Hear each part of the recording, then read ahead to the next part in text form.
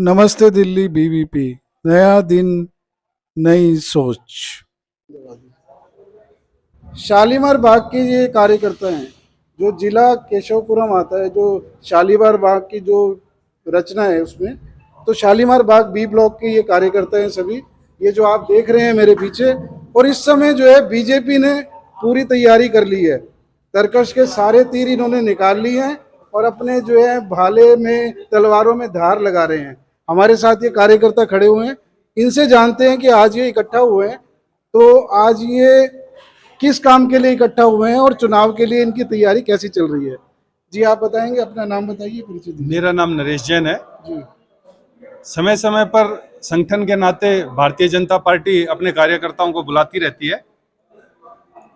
आज हम चुनाव की तैयारी के लिए ही बैठे थे और भविष्य में इस तरीके के कार्यक्रम होते रहते हैं, छोटे छोटे, ताकि कार्यकर्ताओं से संपर्क बना रहे और मिलजुल कर आगे आने वाले समय में चुनाव में सभी कार्य कर सके। हमारी सीट शालीमार बाग बी करके है और इस सीट से हम 101% हम भारतीय जनता पार्टी के कमल फूल को जिताकर ही लाएंगे। हमारे यहाँ इशू नहीं है कि टिकट किसको मिलती है या किसको नहीं मिलती। हमारा एक ही उम्मीदवार है, वो है कमल। उसके ऊपर हम सभी मिलकर उसके ऊपर तिलक लगाकर ही रहेंगे। भारतीय जनता पार्टी जिंदाबाद। लेकिन जैसा कि हम देख रहे हैं कि केजरीवाल जी हैं, वो अपने आप को सबसे कट्टर ईमानदार बोल रहे हैं, सबसे ज्यादा काम करने वाला बोल रहे हैं, तो उसकी काट आप कैसे करेंगे? आप बताइए, अपना नाम बताइए। मेरा नाम धीरज कुमार है और 56 नंबर वार्ड का महामंत्री हूं मैं। देखो, केजरीवाल तो झूठ का पुलंदा है और काम कुछ करता नहीं। जैसे कल ही टीवी पे देखा कि मैं ये कर रहा हूँ, यमुना को साफ कर रहा हूँ, यमुना मुझे 3 साल दो, मुझे 4 साल दो। हर 3-4 साल जब बीत जाता है तो फिर एक नया डेट ले लेता है। तो वो झूठ का पुलिंदा है, कोई कार्य करता नहीं। और बीजेपी ने जो 15 सालों में कार्य करी है, बहुत सारे कार्य हैं, स्कूल हैं, रोड्स बने हैं, सब कुछ हुए हैं। ऐसा बताओ, ऐसा कौन सा काम है नहीं। और आम आदमी पार्टी जो अभी 5-7 साल से राज कर रही है, सारी रोड जर्जर हो गई, एक भी स्कूल से नहीं बने। यमुना पहले से गंदी है, जबकि केजरीवाल का पहला मोटो था।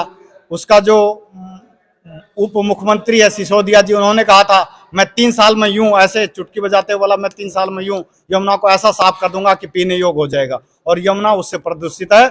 और अभी ऐसा है कि छठ पूजा के लिए झाग बन रहे हैं और उसमें और केमिकल का छिड़काव कर रहा है, जो पता चला साइंटिस्टों से कि स्किन पे और प्रभाव करेगा।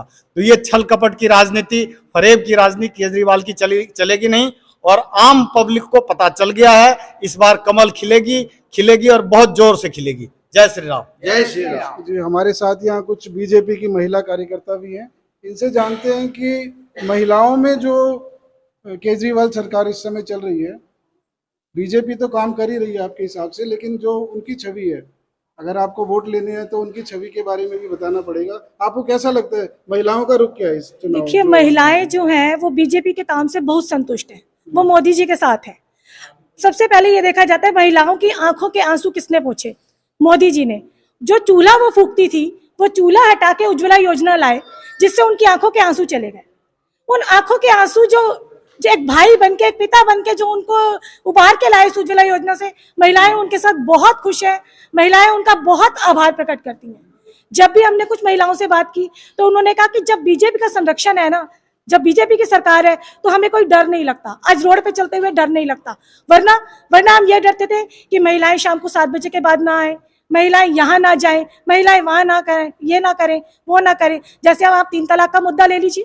3 तलाक का मुद्दा इतना विशेष मुद्दा था जिससे महिलाओं को छुटकारा मोदी जी ने दिलाया। तो मैं अगर इस तरह से मोदी जी की व्याख्या करने लगूं तो अंतहीन है, अंत है ही नहीं इस चीज का। तो केजरीवाल तो सिर्फ राजनीतिक स्टंट करते हैं। आप देख रहे हैं, छठ आई तो जमुना साफ होने लगी, मैं स्कूल बना दूंगा, कमरे बना दिए, उन्हें वो स्कूल कहते हैं। तो मैं ये कहूंगी कि वो पीछे लाइन में कहीं भी हमारे सामने तो वो खड़े हो ही नहीं सकते। इसलिए हमें महिलाएं हों या पुरुष हों, सभी मोदी जी के साथ हैं। और मैं यही बात कहूंगी कि हमें बिल्कुल भी डर नहीं है इस चुनाव का। हम बहुत अच्छी तैयारी के साथ आ रहे हैं। हाँ जी, बिल्कुल ठीक है। लेकिन एक जो इन चुनावों में जो एक नई बात देखने को आ रही है, जैसा कि हम सभी जानते हैं कि हिंदुत्व के पिच पर इस समय सिर्फ एक बीजेपी एक ऐसी पार्टी है जो खेल रही है। लेकिन पिछले दिनों एक बयान आया केजरीवाल जी का, उन्होंने बोला कि मैं मोदी जी से रिक्वेस्ट करूंगा कि जो भारतीय मुद्रा है उसके ऊपर लक्ष्मी गणेश जी के चित्र होने चाहिए। तो हम ये जानना चाहेंगे कि इसका कितना इम्पैक्ट हो सकता है इन चुनावों पे, जो वो हिंदुत्व का चेहरा बनने की कोशिश कर रहे हैं। जी आप बताइए। मैं शालीमार बाग से लोकेश वोरा, पार्टी का एक सिपाही, मंडल महामंत्री। देखिए, मेरे साथियों ने आपके सामने बहुत कुछ बताया कि केजरीवाल एक झूठ का पुलंदा है, वो राजनीति के कार्ड खेलता है और सच अभी घर से निकलता ही नहीं कि आज इलेक्ट्रॉनिक मीडिया में झूठ का प्रचार हो जाता है तो उसका नाम केजरीवाल है।